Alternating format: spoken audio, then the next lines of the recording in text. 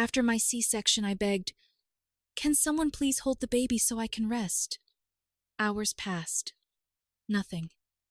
The next morning, my mom posted, "The best family vacation." 6 weeks later, still weak and bleeding, my phone exploded. 88 missed calls and a message from my sister. "We need $5,000 now." I looked down at my son and texted back. I didn't expect the C-section. I thought I'd push him out like everyone else I knew. But after 17 hours of back-to-back contractions and no dilation, the doctor came in with that calm voice that makes you feel worse somehow and said we had to go to surgery. I didn't argue.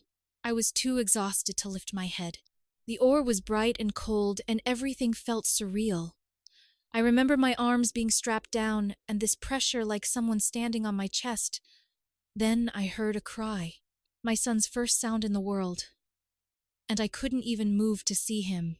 They brought him to my face for a second, then whisked him away as they stitched me up. When I woke up in the recovery room, everything felt heavy. My arms, my legs, my head.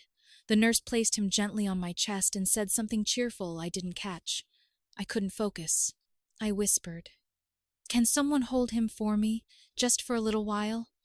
I need to sleep." She looked around and said, "I'll go check if your family's here," but I already knew they weren't. Brandon was there, my ex. We'd broken up 3 months ago, after everything between us broke down. The stress, the fighting, the distance. But somehow he was the only person in the room with me. He held the baby while I drifted in and out, changed the diapers, watched the monitors like a hawk.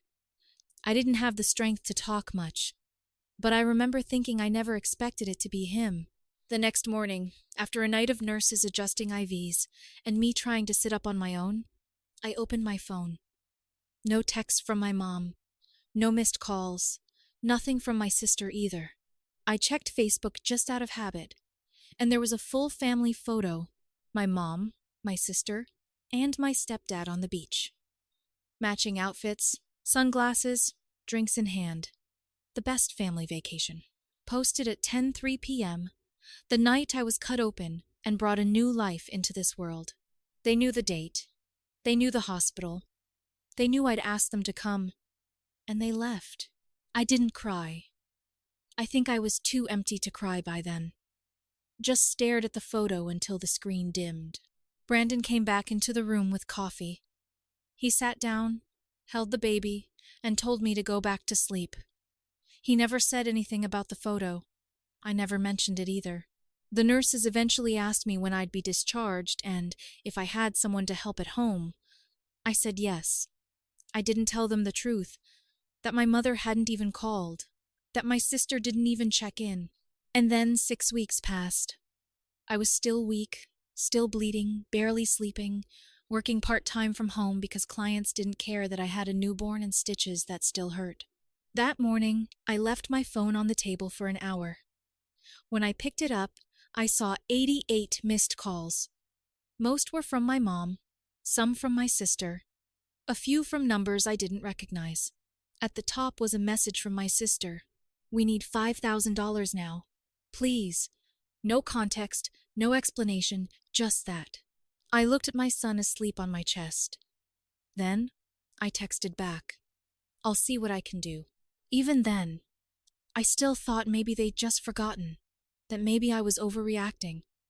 But that message, that was the beginning of everything shifting, because a week later, I didn't just say no. I started planning. I didn't reply right away. The message just sat there on my phone, like something sour I couldn't quite swallow. "We need $5,000 now. Please." No explanation. No greeting.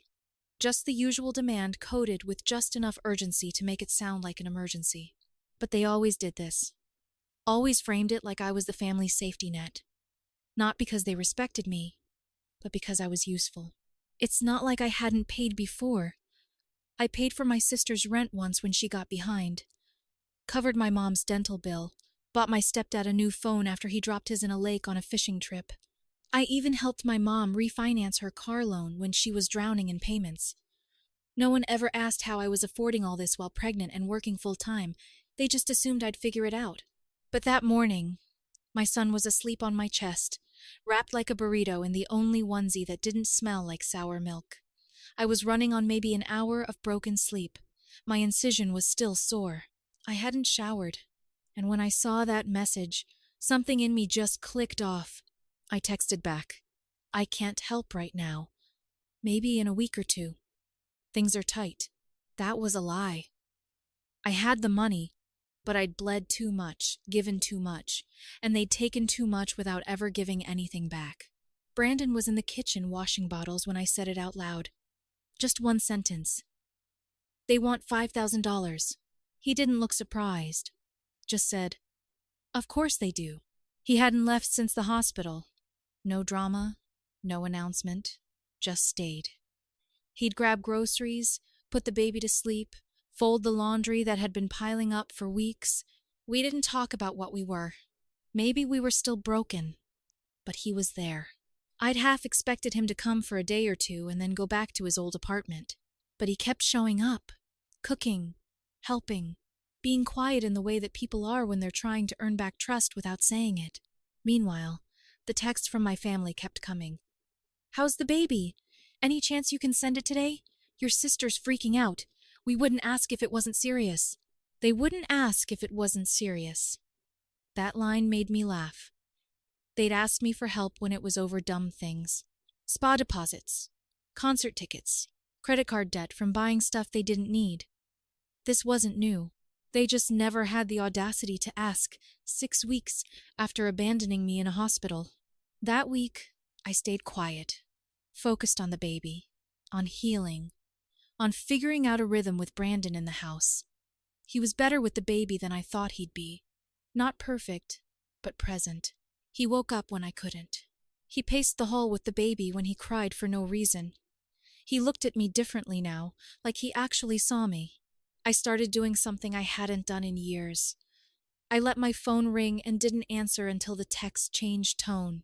My mom started sending longer messages. "I feel like we've grown apart. It wasn't our intention to miss the birth. We thought you had Brandon. We were going through a lot, and we didn't want to bring that stress into the hospital.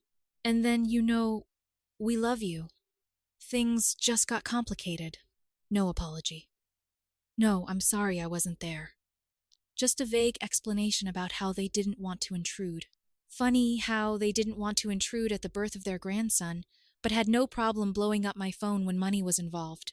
I told Brandon I was going to start saying no, actually saying it, not just delaying, not dodging, saying it like I meant it. He said, "Finally." That same night, I opened my phone, scrolled through my sister's messages, and blocked her. The little "you've blocked this contact" message popped up, and I just stared at it. It didn't feel petty. It felt necessary. The next morning, I transferred all my family group chats into an archive folder and muted them. I didn't delete them. Not yet. Just moved them far enough out of reach that they couldn't haunt me every time I picked up my phone. Then I opened my laptop. I started looking over my finances, making a list of all the extra monthly expenses I was still covering for them without even thinking. Subscriptions in my name, cell phone lines, a car insurance payment I hadn't realized was still coming out of my account. I started writing them down, one by one, because the week of silence was over, and the revenge wasn't going to be loud. It was going to be methodical. It started small.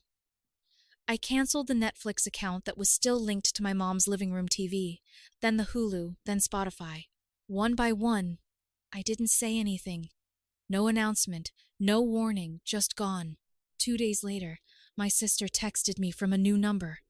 "Hey, did the Netflix get hacked or something?" It logged us out. I stared at it for a moment, then blocked that number too. She tried again from a different one. "Come on, just let me know if I need to reset the password. We're trying to watch something." I didn't reply. Then came the call from my mom. I didn't pick up. She left a voicemail.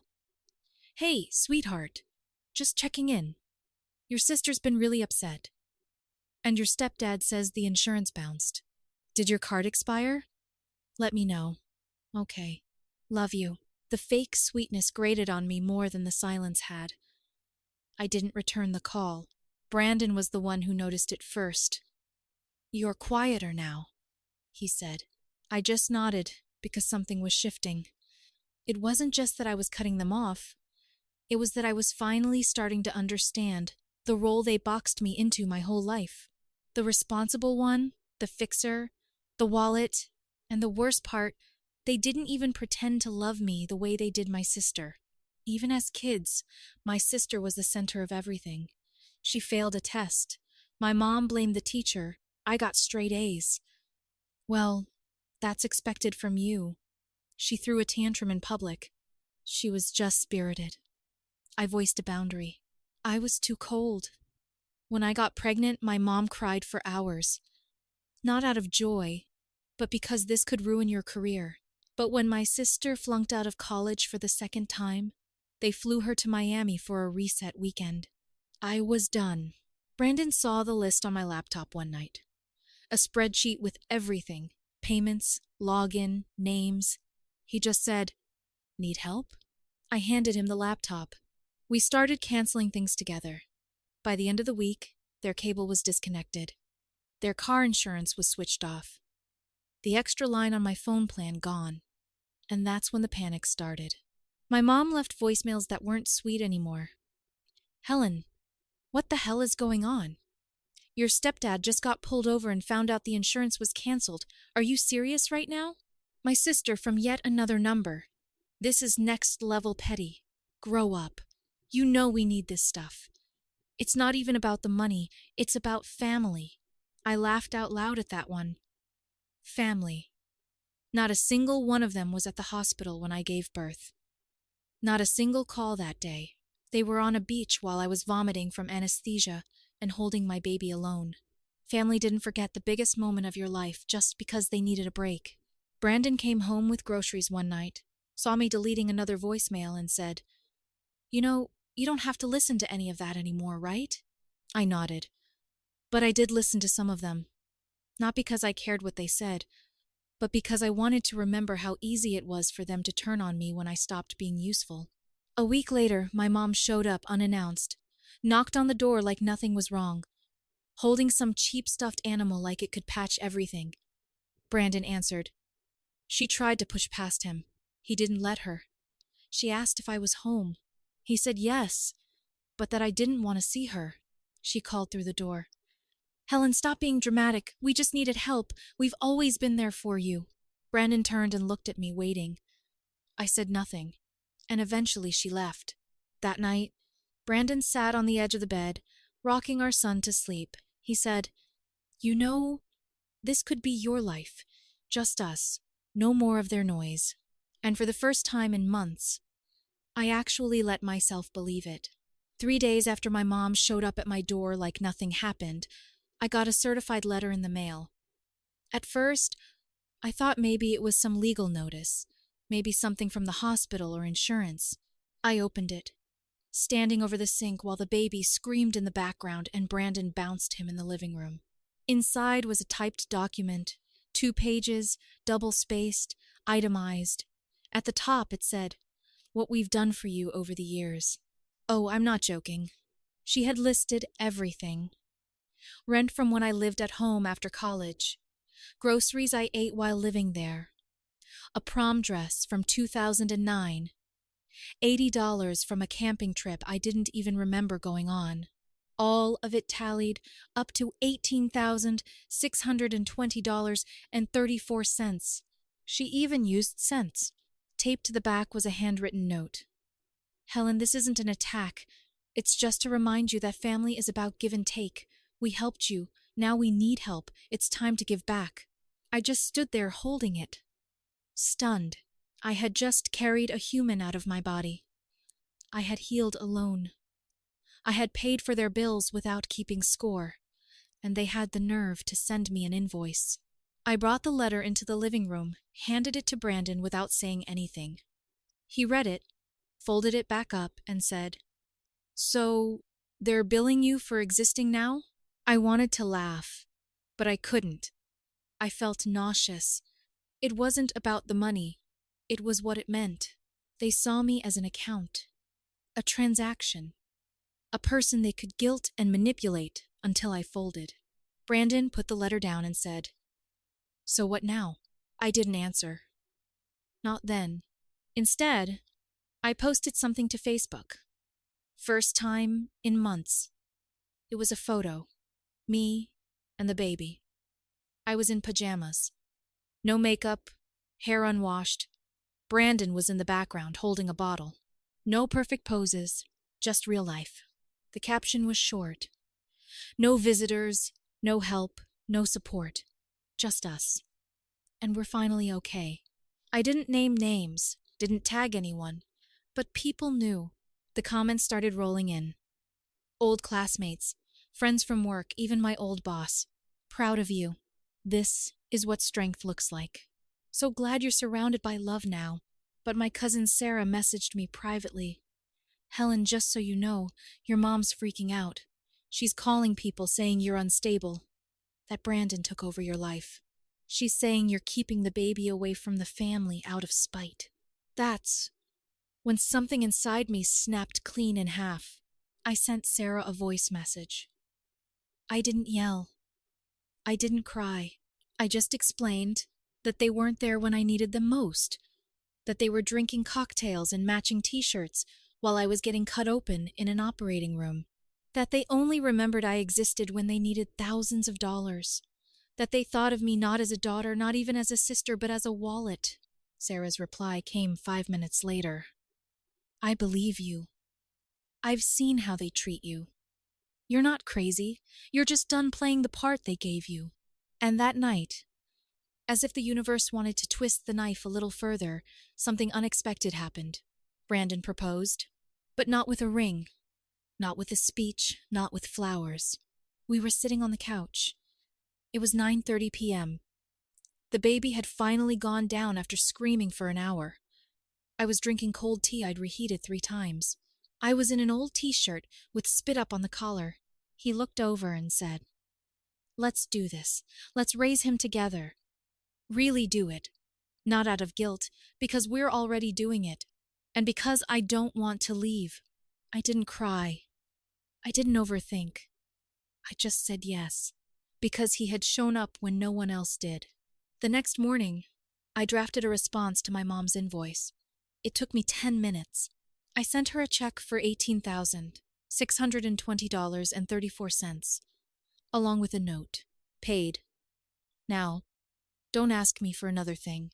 And for the first time since I'd given birth, I exhaled. But I knew them. I knew this wasn't the end.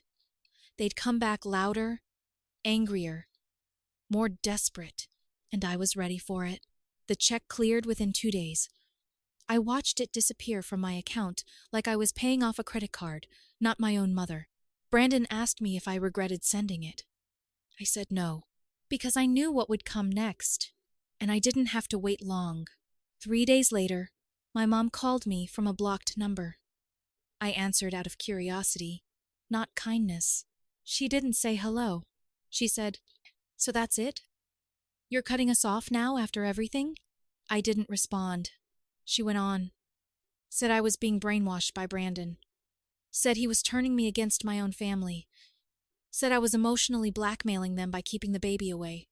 I hung up. A few hours later, my sister called Brandon. I didn't even know she had his number. He let it go to voicemail, then played it on speaker while we sat at the table feeding the baby. "Tell Helen this is pathetic. She's burning bridges. And for what? You think she's going to raise that kid without us? You're not even married. You think this is a real family?" Brandon didn't even flinch. He reached across the table and squeezed my hand. But the message stuck with me. Not because it hurt, but because it was exactly what they believed. That nothing in my life was real unless it included them. That Brandon wasn't a real father. That I wasn't a real mother without their approval. I started documenting everything. Screenshots, voicemails, messages, every fake apology followed by another demand. Every passive-aggressive post from my mom's account. I kept it all. And then I started responding, not to them, but to life. I called my phone carrier and removed the extra lines. Called the insurance company and gave them new payment info, just for me. changed passwords, closed joint accounts, anything with my name attached to theirs, gone. They tried to shame me publicly. My mom posted a long, vague rant on Facebook a week later.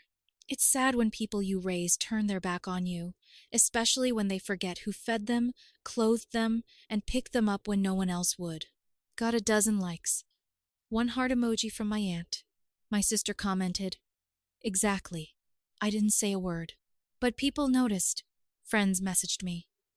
"Are you okay? Do you want me to report the post?" I said no. Let them have their little spotlight. Let them scream into the void.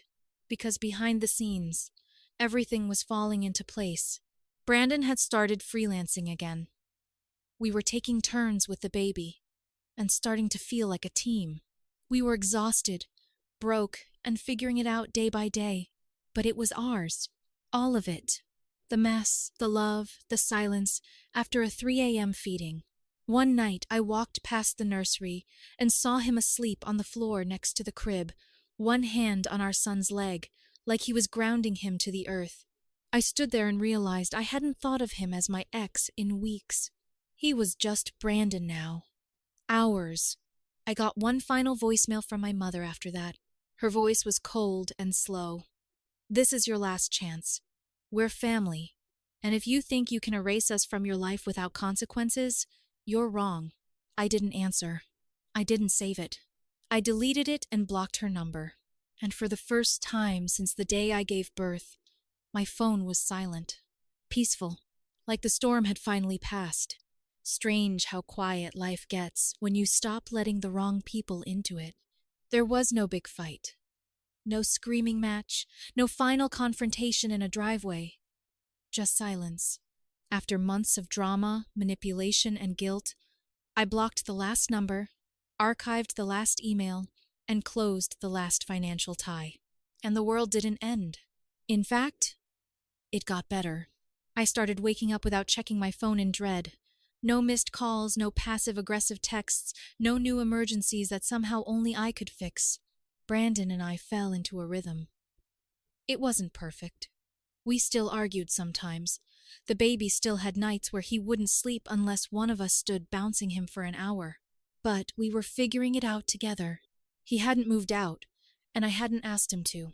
Somewhere along the way, that question just stopped being a question. He was home now.